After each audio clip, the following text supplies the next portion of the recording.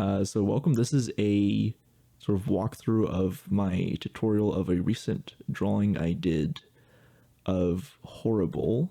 Let's get into it.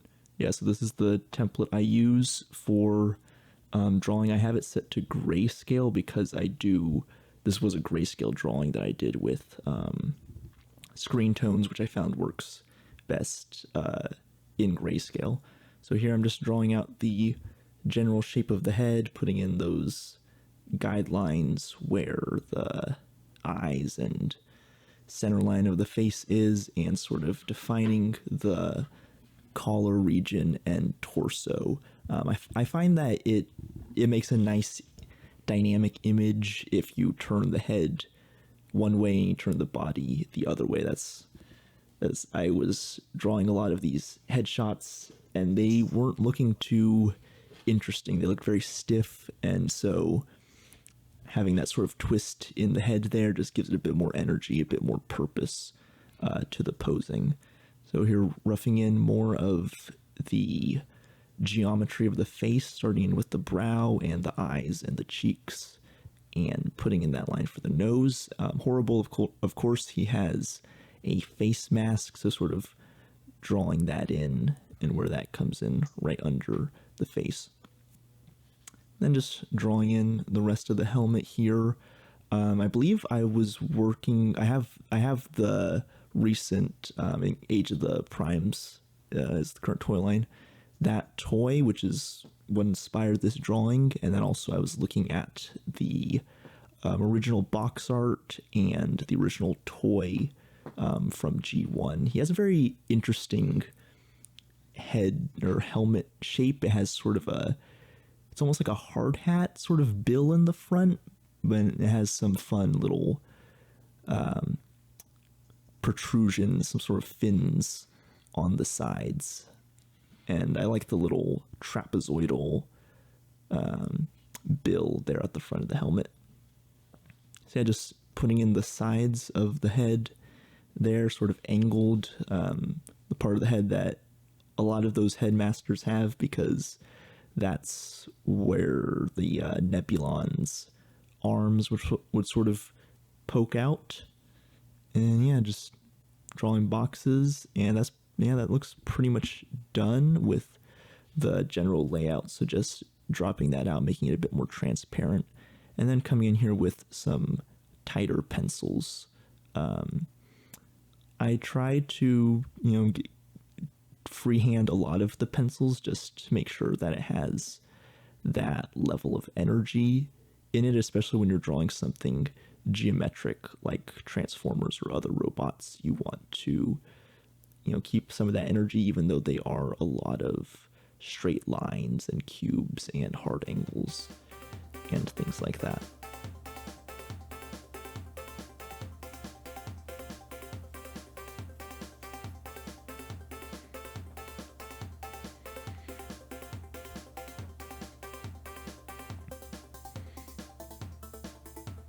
Just drawing in the faceplate there, coming in with the eyes and nose right in there.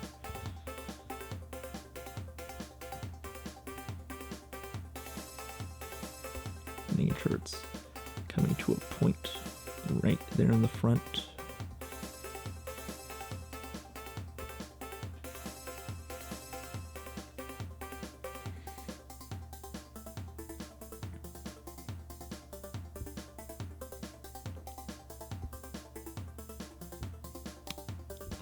Horri-Bull, I think, of the three smaller Decepticon headmasters, may be my favorite. I might like Fangry a little more, but Horri-Bull has a really nice stocky design, really fun blue and gray coloring. Like I said, I think his helmet shape is really cool. I regretfully have not read Robots in Disguise, where the comic series, John Barber and Andrew Griffith and Josh Perez on colors for the first season or so, where Horri-Bull had a prominent role alongside Needle Nose. I haven't gotten around to reading that yet, unfortunately, but I do enjoy that he showed up in something.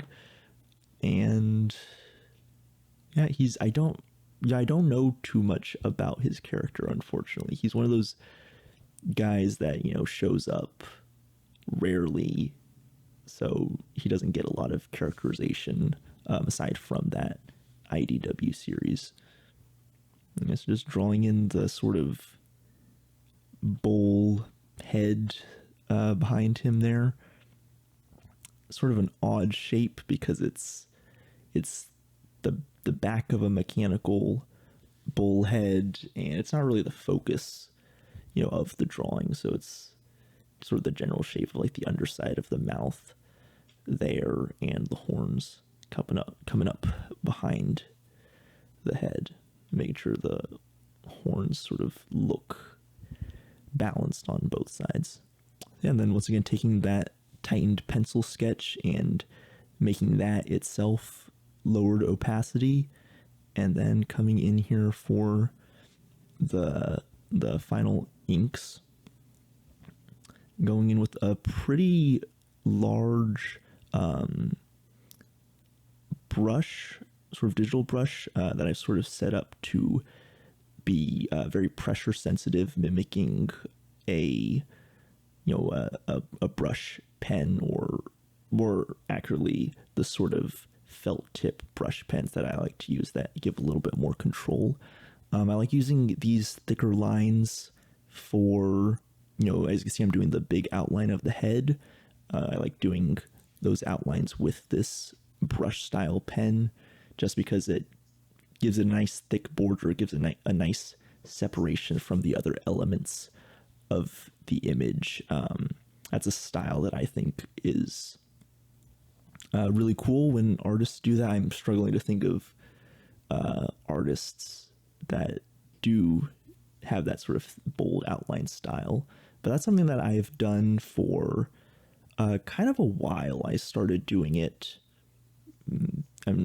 around the time I started really drawing a lot of art and comics, around maybe 2019. I started doing it, and then I think I sort of eased off on it for a little bit because I felt it looked a little too stiff, a little too much like, the coloring book art that people say to be wary of, where you have just these sort of big, open, dead line weight areas. So I think making sure I'm doing those thick outlines with a brush, or a brush style digital inking tool, and then also making sure that have some very line weights within those larger shapes, as well as making sure that I'm using, black areas, toned areas, which I'm using more now, to give it more visual interest and more dimensionality, instead of just, pretty, unchanging, uninteresting line weight across the whole drawing, which, some artists can do that, and that's, that's a skill in and of itself. So yeah, just drawing the outline of the figure there. Yeah, and I end up redoing a lot of lines, especially, digitally, you can go back and forth and undo and redo.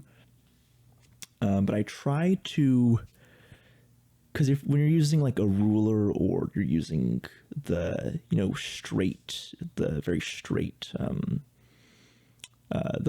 the program, art programs, you can click one point and then click another point and it'll connect a straight line between them.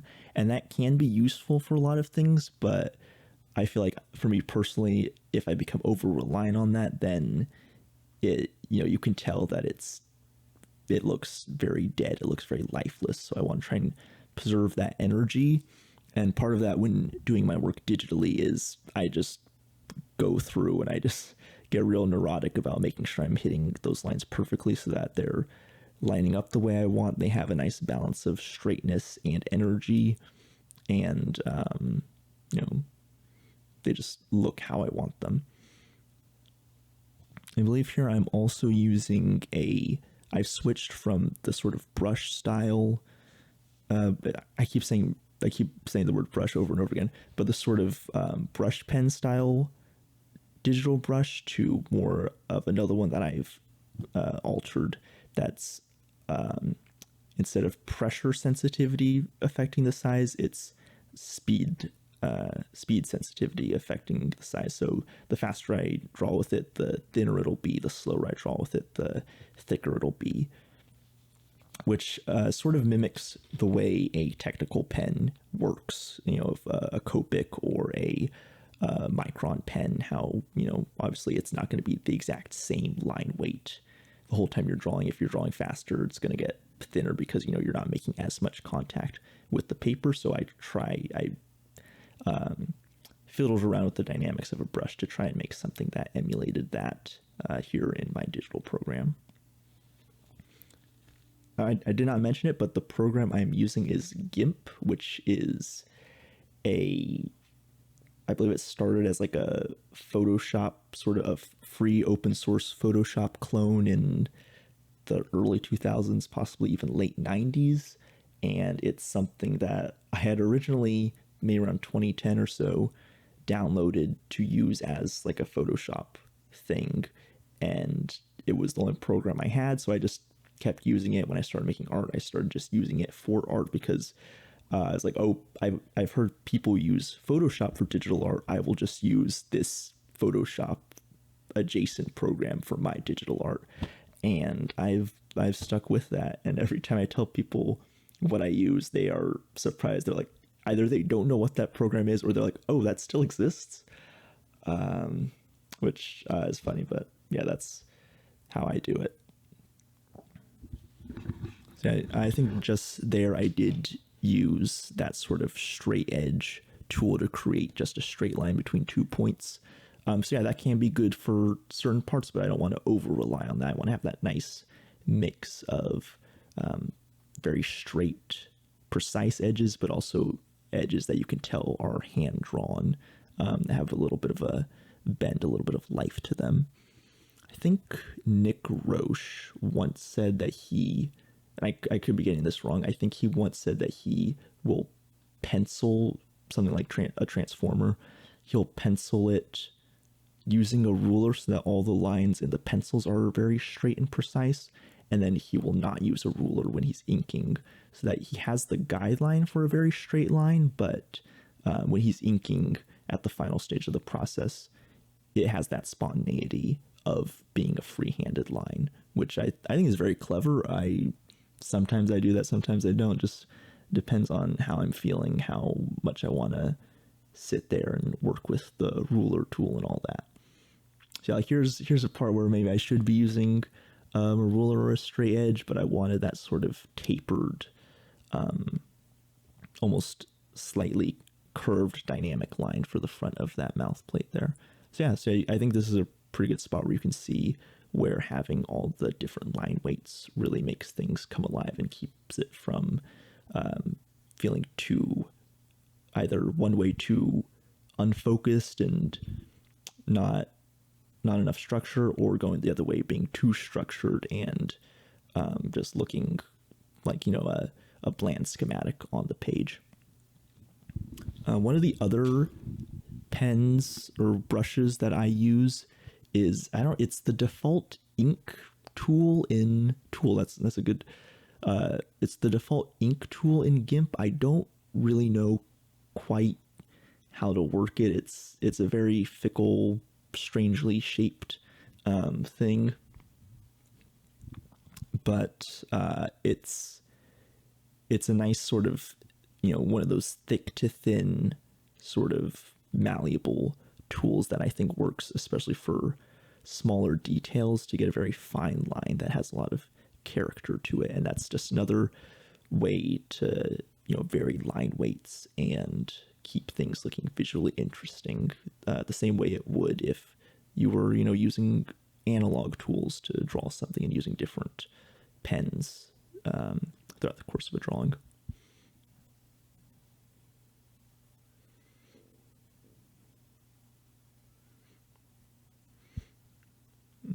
Putting in the curve there, I could, have made a path to trace over in the program, or, done like a circle and traced over that, but I just wanted that sort of, a little bit messy, a little bit, not quite as precise, especially for this part, the horn on the bull head on the back. That's, it's more of an organic feature of the design. So I wanted it to have that sort of organic quality to the lines, compared to something like, the faceplate on the helmet, where those top lines are very, straight and rigid. All right, so yeah, here I'm just putting in those black areas using the,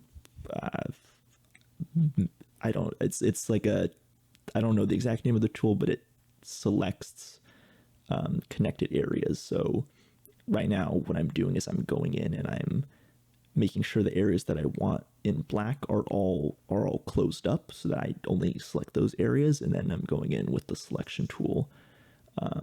And then, sometimes I have to go back and forth if, there's a few pixels where the area is open, and I have to go back and close that up.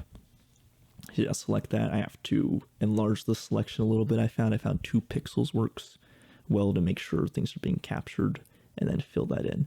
And then nice thing about digital is that it's very easy to go in with those highlights there and just cut through the inks, and just erase a couple parts. It's, a little harder with actual pen and ink, because you need a white ink or a really good white gel pen, which I haven't quite found. I have the Presto whiteout pen, which works for large areas, but I haven't been able to master using it for small details yet. And I have another white pen. I don't quite remember. I don't have it in front of me right now, which I haven't figured out the trick to getting that to work consistently without it. When you draw white over black, sometimes it can fade and you can still see the ink underneath it. Just going in there, adding just that little bit of separation between the large black areas to keep some of that depth going.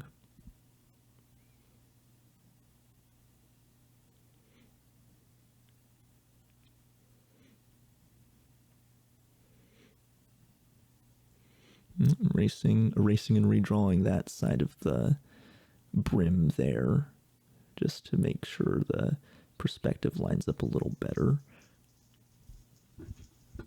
And if I'm not mistaken, I think this is okay.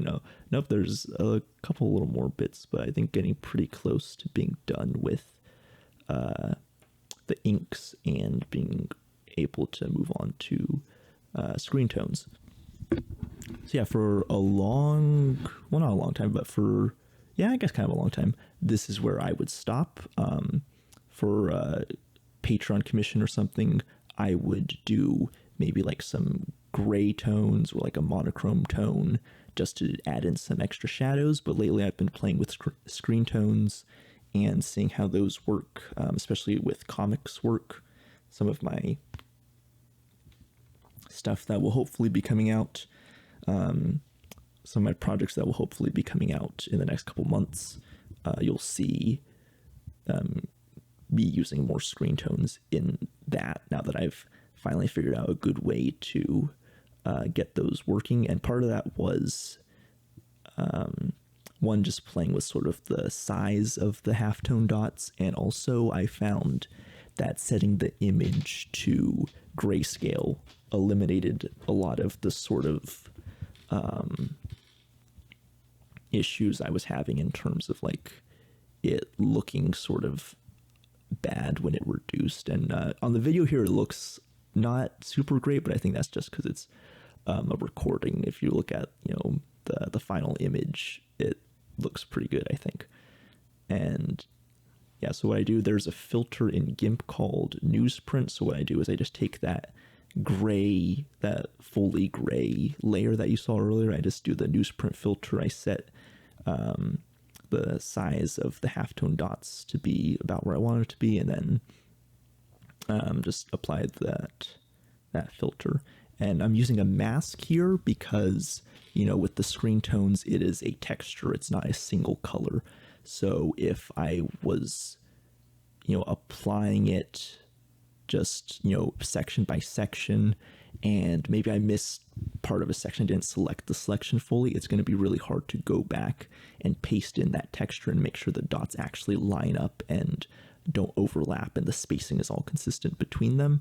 So what I do is I just fill the whole layer with the screen tone texture, and then I put a mask over it that I can edit to make sure only the screen tone parts that I want are showing up. And at this point, yeah, it's basically just playing around with the values, thinking about where the light source is, what's going to be casting shadows on other things. So like, you know, I have his face because that's sort of very deep set in there underneath the helmet and the faceplate. I have that all in shadow. I have his head casting a shadow on his chest because I've determined that the light source is sort of coming up from above and maybe slightly behind him. So yeah, just working out where I want to put the screen tone. Yeah, so here I'm working with putting it just all along that backpack section, just to sort of, even though, you know, just sort of make sure that it's receding into the background, and then here coming in and cutting out some of it to have that light coming in on the top.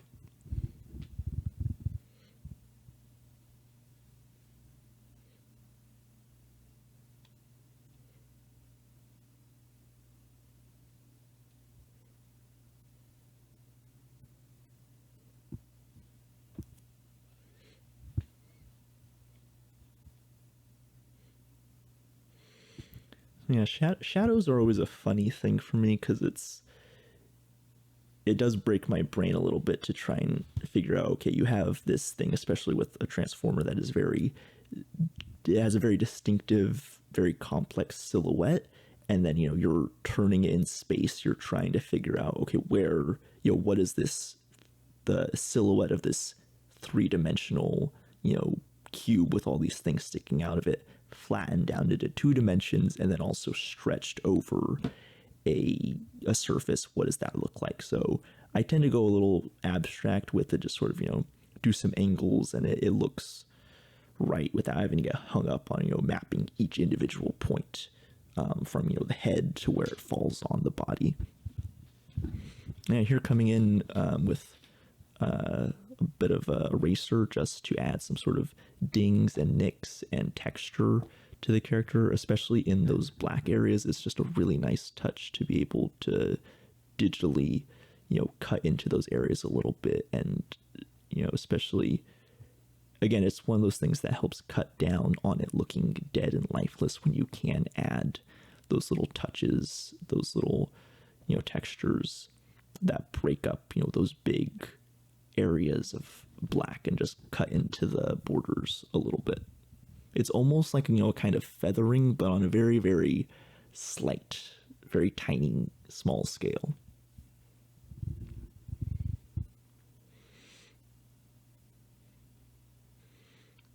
And of course, gotta sign the piece. A lot of the times I will get to the end of a drawing, especially something that's a headshot like this where there's not a ton of real estate, and realize I have no idea where I'm gonna actually put my signature.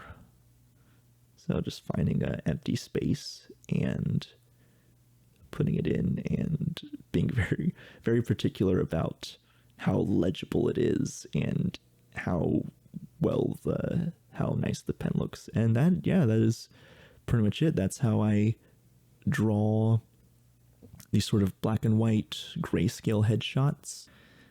Thank you so much for watching. Hope you enjoyed this, and I will see you around in other videos.